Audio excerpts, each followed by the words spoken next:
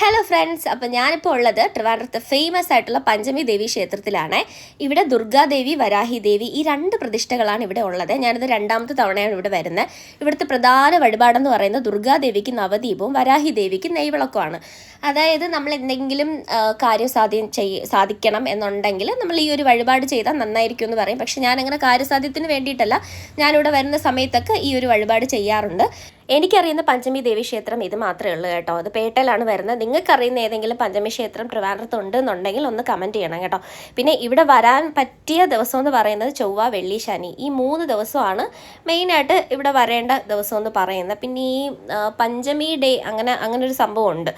അതും അന്നത്തെ ദിവസവും ഇവിടെ പ്രത്യേക പൂജയും വഴിപാട് കാര്യങ്ങളൊക്കെ ഉണ്ടെന്ന് കേട്ടിട്ടുണ്ട് കേട്ടോ. ഞാൻ ആ ദിവസം വന്നിട്ടില്ല. വരണം എന്നൊരാഗ്രഹം എനിക്കുണ്ട്. ഓക്കെ, ദേവി അനുഗ്രഹിച്ച് വരാൻ പറ്റട്ടെ. അപ്പം ഇന്നത്തെ വീഡിയോ ഇത്രയേ ഉള്ളൂ കേട്ടോ. ടാറ്റാ, ബൈ.